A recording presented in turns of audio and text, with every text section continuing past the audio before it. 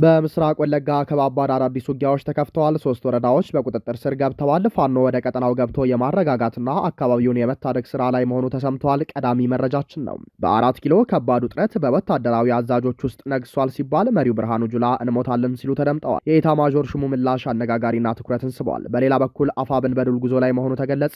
የፋኖ ወታደራዊ መሪዎች ለመጨረሻ ወታደራዊ ትዕዛዝ ሰራዊቱን ዝግጁ እንዲሆን አሳስበዋል። መረጃዎቹን በዝርዝር ይዘናቸዋል፣ ይደመጣሉ። በዜጎች ላይ ፈጸመው የሰብአዊ መብት ጥሰት፣ የእርዳታ አቅርቦት እክልና የኑሮ ውድነት ማህበረሰቡን ለከፍተኛ እንግልትና ቁጣ የሚዳርግ መሆኑ ተገለጸ። ዓለም አቀፉ ተቋም አዲስ መረጃ ይዞ ወጥቷል። በዝርዝር ይዘነዋል። የንግድ መተላለፊያው ሆርሙዝ ወሽመጥ አሁንም አዳዲስ ወታደራዊ ፍጥጫዎችን እያስከተለ ነው። ትራምፕ በእጃችን እናስገባዋለን ሲሉ ኢራን በቁጥጥር ስር ነው ብላለች። ሰላም ጤና ይስጥልን ውድ የብላክ ላይን ሚዲያ ቤተሰቦቻችን፣ እናንተን ይመጥናሉ ብለን ያሰብናቸውን የተመረጡ ዕለታዊ የግንባርና ወቅታዊ መረጃዎችን ወደ እናንተ ይዘን ቀርበናል። ቻናሉን ሰብስክራይብ በማድረግ ቤተሰብ እንድትሆኑ እየጋበዝን ወደ መረጃዎቹ እናመራለን። የአማራ ፋኖ ብሔራዊ ንቅናቄ በክልሉና በተለያዩ ግንባሮች እያካሄደ ባለው ወታደራዊ እንቅስቃሴ የበላይነትን እየያዘ መምጣቱ ተመላከተ። በአማራ ክልል የተለያዩ ዞኖችና ወረዳዎች የሚገኘው የአማራ ፋኖ ብሔራዊ ንቅናቄ በቅርብ ቀናት ባከናወናቸው የተቀናጁ ወታደራዊ ክንዋኔዎች በርካታ ስትራቴጂካዊና ቁልፍ ቦታዎችን በቁጥጥሩ ስር ማዋሉንና ንቅናቄውን አጠናክሮ መቀጠሉን የንቅናቄው የመረጃ ምንጮች ገልጸዋል። ኃይሉ ላለፉት ዓመታት ባካሄደው ተጋድሎ የአገዛዙን የመከላከያና የደህንነት መዋቅር በእጅጉ እንዳዳከመውና አሁንም ላይ በተለያዩ ግንባሮች ወታደራዊ የበላይነት ይዞ እንደሚገኝና አሁንም የበላይነቱን አስጠብቆ የነጻነት ትግሉን ማስቀጠሉን ምንጮች ጨምረው ጠቁመዋል። እንደ ንቅናቄው መረጃ ምንጮችና ከአካባቢው እንደሚወጡት መረጃዎች በጎንደር፣ በወሎ፣ በጎጃምና በሸዋ ግንባሮች የተካሄዱት ተከታታይ ጥቃቶችም በርካታ ውጤቶችን አስገኝተዋል። በዚህም በአገዛዙ ሰራዊትና በብልጽግና ጸረ ኃይሎች ተይዘው የነበሩ ዋና ዋና የመጓጓዣ መስመሮች፣ የመገናኛ አውታሮችና ወታደራዊ ካምፖች በፋኖ ተዋጊዎች ቁጥጥር ስር ውለዋል። የአገዛዙ አደረጃጀት በየአካባቢው የገነባቸው ምሽጎች በድንገተኛና የተቀናጀ ጥቃት እንዲፈረካከሱ መደረጉ ተጠቅሷል። በነበሩት ፍልሚያዎች በርካታ ቀላል እና ከባድ መሳሪያዎች፣ ተሽከርካሪዎች እንዲሁም የወታደራዊ ቁሳቁሶች በፋኖ ኃይሎች እጅ መውደቃቸው ተገልጿል። ላለፉት ዓመታት ሲካሄድ የቆየው መራር ትግል የአገዛዙን ወታደራዊና ፖለቲካዊ አቅም በእጅጉ ተስፋ ያስቆረጠው እንደሆነ የሚያመላክቱት የመስክ ዘገባዎች በአሁኑ ወቅት የኃይል ሚዛኑ ሙሉ በሙሉ በሚባል ደረጃ ወደ ፋኖ ተዋጊዎች እንደዞረ ይገልጻሉ። የንቅናቄው አመራሮች በበኩላቸው ወቅታዊው ዝግጅት የመጨረሻውን የፖለቲካና ወታደራዊ ግብ ለማሳካት የተቃኘ ሲሆን በየግንባሩ የሚገኙ የፋኖ ክፍሎችም የተቀናጀ ጥቃታቸውን አጠናክረው እንደሚቀጥሉ አስታውቀዋል። በምስራቅ ወለጋ ቀጠናዎች አዳዲስ የውጊያ ግንባሮች መከፈታቸውና በንጹሃን ዜጎች ላይ የሚደርሰው ጥቃት ተጠናክሮ መቀጠሉ ተሰማ። የአካባቢውን ምንጮች እንደተናገሩት በጃልመሮ በሚመራውና ራሱን የኦሮሞ ነጻነት ሰራዊት ብሎ የሚጠራው ታጣቂ ቡድን በምስራቅ ወለጋ ዞን ስር በሚገኙ 3 ወረዳዎች ላይ መጠነ ሰፊ የመልሶ ማጥቃት እርምጃ ጀምሯል። በዚህም ወረዳዎች በታጣቂዎቹ ቁጥጥር ስር መዋላቸውን ጭምር ተገልጸዋል። ከስፍራው የወጡ መረጃዎች እንደጠቆሙት ከነቀምት ከተማ በቅርብ ርቀት የምትገኘው ጅማ አርጆ ወረዳን ጨምሮ ኑኑ ቁምባና ጉቴ የተሰኙ ወረዳዎች ሙሉ በሙሉ በኦነግ ሸኔ ኃይል ቁጥጥር ስር ገብተዋል። በተጨማሪም ከነቀምት ወደ አምቦ ያለው መስመር ላይ የምትገኘው የጉቴ ወረዳ በታጣቂዎቹ መያዟን ተከትሎ ሰፊ ሀገር አቋራጭና ክልላዊ ጉዞ የሚደረግበት ዋናው መንገድ መያዙንና መዘጋቱን ምንጮች አስታውቀዋል። ውጊያው ከሐሙስ ነሐሴ 7 ቀን ጀምሮ እስከ ትላንት ነሐሴ 8 ቀን 2018 ዓ.ም ተጠናክሮ ቀጥሎ የዋለ ሲሆን ትላንት ከረፋድ ጀምሮ 3ቱም ወረዳዎች በታጣቂ ቡድኑ ቁጥጥር ስር ገብተዋል። በዚህም ውጊያ ወቅት ከፍተኛ መጠን ያለው የሰው ሕይወት ማለፉንና ጉዳት መድረሱ ተሰምቷል። ቁጥራቸው በውል ያልተገለጸ በርካታ የአካባቢው ሚሊሻዎች በታጣቂዎቹ ተማርከዋል። በ3ቱም ወረዳዎች የሚገኙ እስር ቤቶች ተሰብረው እስረኞች ተለቀዋል። በተያያዘ በዚሁ የምስራቅ ወለጋ ዞን በሚገኘው አንገርጉትን በአማራ ተወላጆች ላይ የተከፈተው ጥቃት አሁንም ተጠናክሮ መቀጠሉን የአካባቢው ምንጮች ተናግረዋል። በቀጠናው የስልክ አገልግሎት በመቋረጡ ምክንያት ህዝቡ የመረጃ ልውውጥና ባለው ግጭት ስጋት ጥንቃቄ ማድረግ እንኳን እንዳልተቻለ ምንጮች ገልጸዋል። በዚህም ከመንደር 22 እና አንዶዲቾ ከተሰኙት 2 ቦታዎች ውጪ ከመንደር 1 እስከ መንደር 9 ባሉ 9 መንደሮች የስልክ ግንኙነት በመቋረጡ የደረሰውን ሰብአዊና ቁሳዊ ውድመት ማወቅ እንዳልቻሉ ምንጮች አስታውቀዋል። ከሰሞኑ በተከታታይ ቀናት በተፈጸመ የጅምላ ጥቃት በአንገርጉትን ብቻ ከ100 በላይ ንጹሃን ዜጎች ህይወታቸውን ማጣታቸው አይዘነጋም። እንደ አካባቢው ምንጮች ገለጻ ባለፉት 2 ቀናት ፋኖ ወደ እነዚህ አካባቢዎች በመግባት ጥቃቱን ለማስቆምና ንጹሃኑን ለመታደግ ሙከራ ማድረጉ የተገለጸ ቢሆንም ከመንደር 1 እስከ መንደር 6 ባለው ሰፊ ቀጠና ዛሬም ድረስ ከፍተኛ የተኩስ ልውውጥና የተባባሰ ውጊያ እንደቀጠለ መሆኑ ተመላክቷል።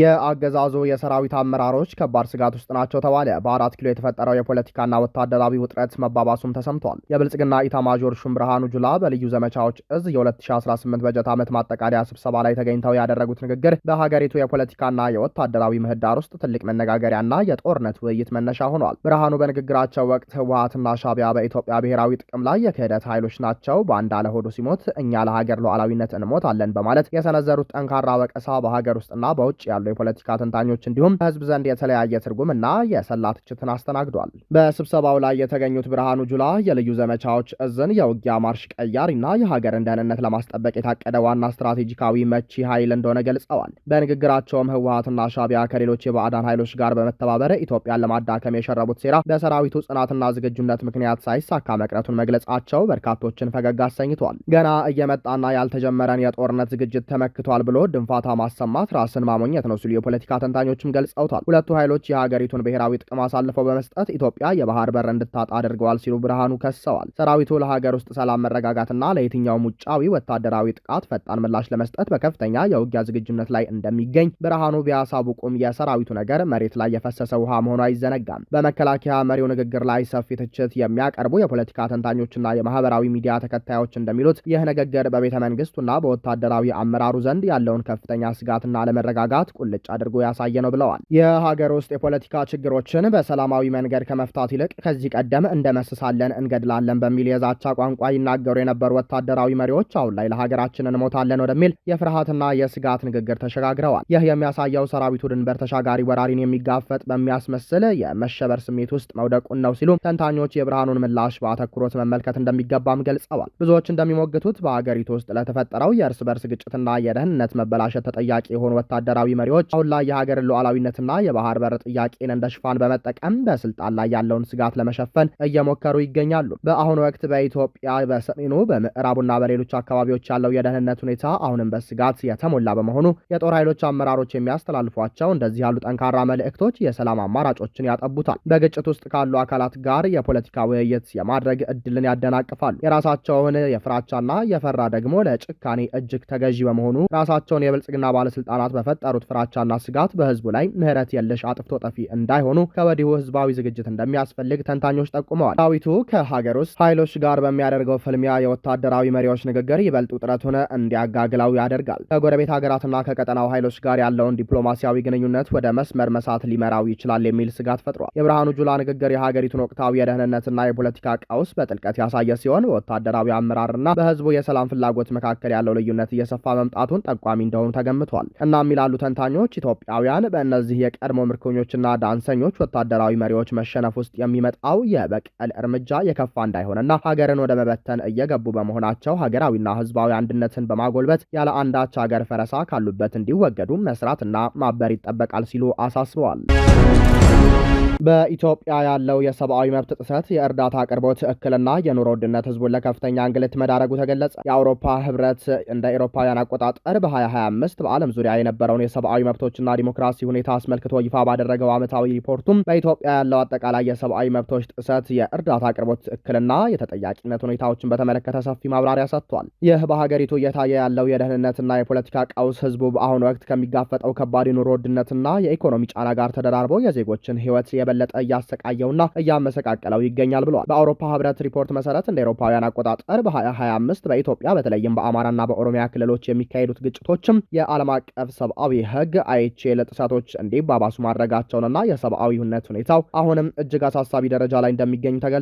እነዚህ ቀጣይነት ያላቸው ግጭቶች ሀገሪቱ ከገባችበት የኢኮኖሚ ውድቀት ጋር ተያይዘው የዕለት ተዕለት የህዝቡን የኑሮ ህልውና አደጋ ላይ ጥለውታል። የምግብ የመድኃኒትና የአገልግሎቶች ዋጋ መናር የህዝቡን የመግዛት አቅም ከፍጹም በላይ ተፈታትኖታል።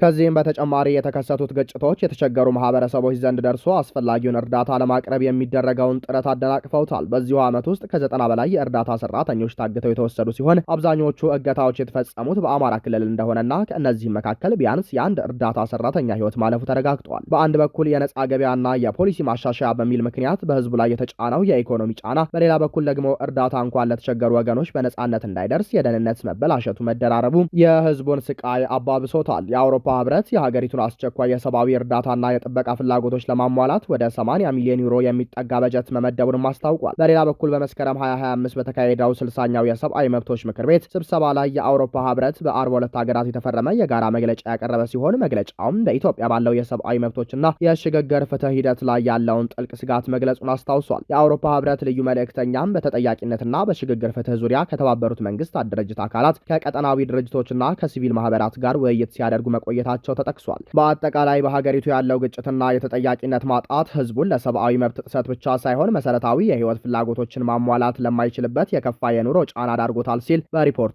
አስነብቧል። የሆርሙዝ ወሽመጥ ውጥረት አዳዲስ ሁነቶችን እያስተናገደ ነው። ትራምፕ ወሽመጡን የአሜሪካ ግዛት ለማድረግ ሲዝቱ፣ ኢራን ደግሞ የአሜሪካን አቋም መሰረተ ቢስ ውሸት ስትል መልሳለች። በአሜሪካና በኢራን መካከል ላለፉት 5 ወራት ገደማ የዘለቀ ወታደራዊ ግጭት በከፍተኛ ሁኔታ በጨመረበት በአሁኑ ወቅት የአሜሪካው ፕሬዝዳንት ዶናልድ ትራምፕ የሆርሙዝ ወሽመጥ በቅርቡ የአሜሪካ ግዛት አካል እንደሚሆን ገለጹ። በኒውዮርክ ግዛት ጋርደን ሲቲ በሚገኝ የፖሊስ አካዳሚ ሪፐብሊካን ደጋፊዎቻቸው ንግግር ያደረጉት ትራምፕ አሜሪካ አሁን ላይ ከፍተኛ ሽንፈት እየገጠማት ያለችውን ኢራንን ድል አድርጋ ከጨረሰች በኋላ ለዓለም የነዳጅ የተፈጥሮ ጋዝና የማዳበሪያ አቅርቦት ወሳኝ የሆነውን የሆርሙዝ የባህር መስመር የአሜሪካ ግዛት አድርገው እንደሚያውጁ ተናግረዋል። ፕሬዝዳንቱ በወሽመጡ መዘጋት ምክንያት ስለጨመረው የነዳጅ ዋጋ ሲያብራሩ አሜሪካውያን አሁን ለሚከፍሉት ተጨማሪ ወጪ ትዕግስት ሊኖራቸው እንደሚገባም ጠቁመዋል። ለተጨማሪም አሜሪካ በኢራን ወደቦች ላይ የጣለችውን የብረት ግንብ የመሰለ እግድ በማጽናት እርምጃው ለዓለም አቀፍ የንግድ እንቅስቃሴ የሚሰጥ ታላቅ አገልግሎት ነው ብለውታል። ሆኖም የፕሬዝዳንቱ ንግግር በዋሽንግተን በኩል የተደረገ የፖሊሲ ለውጥ ይሁን ወይም ታስቦበት የተሰነዘረ አስተያየት ስለመሆኑ በግልጽ የተደረገ ነገር የለም። ቴህራን በበኩሏ ለዚህ የትራምፕ ንግግር ምላሽ መሆን የሚችልና አሜሪካ የሆርሙዝ ወሽመጥን ሙሉ በሙሉ ተቆጣጥሬያለሁ ማለቷን መሰረተ ቢስ ውሸት ስትል ከሰሞኑ መግለጿ ይታወሳል። የኢራን ምክትል ውጭ ጉዳይ ሚኒስትር ካዚም ጋርባባዲ እንደተናገሩት ወሽመጡ ሙሉ በሙሉ በኢራን ቁጥጥርና ስልጣን ስር የሚቆይ በመሆኑ አገራቸው ከአሜሪካ ዛቻ ምንም እንደማትረበሽ ገልጸዋል። የኢራን ጦር አዛዥና ቃል አቀባይ በአገሪቱ ብሔራዊ መገናኛ ብዙሃን IRIB ላይ እንደተናገሩት የአሜሪካ መግለጫ የጦሯን አቅም ማጣትና ግራ መጋባት የሚያንጸባርቅ ነው። ማንኛውም የንግድ ወይም የነዳጅ መርከብ ያለ ኢራን ጦር ፈቃድና ቁጥጥር በወሽመጡ በኩል ማለፍ እንደማይችል አጽንኦት ሰጥተዋል። የዓለም 1/5 የነዳጅና የተፈጥሮ ጋዝ ማለፊያ የሆነው ይህ ወሳኝ የውሃ መስመር አሜሪካና እስራኤል በኢራን የኒውክሌር ፕሮግራም ላይ ዘመቻ ከከፈቱበት ጊዜ ጀምሮ በቋሚነት ተዘጋጅቷል። አሜሪካና እስራኤል የካቲት 21 ቀን 2018 ዓ.ም በኢራን ላይ የጋራ ጦርነት ያወጁ ሲሆን ዋና ዓላማቸውም የአገሪቱን የኒውክሌር ፕሮግራም ማስቆም እንደሆነ ገልጸው ነበር። ኢራን ለሚፈጸምባት ድብደባ ምላሽ ለመስጠት በባህረ ሰላጤው ሀገራት የሚገኙ የአሜሪካ ጦር ሰፈሮችንና በወሽመጡ የሚያልፉ ነዳጅ ጫኝ መርከቦችን ማጥቃት ተያይዘዋለች። በሰኔ ወር ሁለቱ ሀገራት ወታደራዊ እርምጃዎችን የሚያስቆም የመግባቢያ ሰነድ ተፈራርመው የነበረ ቢሆንም ከጥቂት ሳምንታት በኋላ ስምምነቱ ፈርሶ ጦርነቱ እንደገና ሊያገረሽ መቻሉ አይዘነጋም። በአሁኑ ወቅት አሜሪካ ወደ ኢራን ወደቦች በሚገቡ መርከቦች ላይ የጣለችው ገደብና የሁለቱ ሀገራት ፍጥጫ ተባብሶ መቀጠሉ በዓለም አቀፍ ደረጃ የነዳጅ ዋጋ ንረት እንዳይቀንስና ስጋቱ እንዲያይል ማድረጉ ተገልጿል። ክቡራንና ክቡራት አድማጭ ተመልካቾቻችን ለሰዓቱ የነበረን የዜናና የመረጃ ስርጭታችን ይህንን ይመስል ነበር። ቻናሉን ሰብስክራይብ በማድረግ ቤተሰብ እንድትሆኑ ጋበዝን። ጤና ይስጥልንም።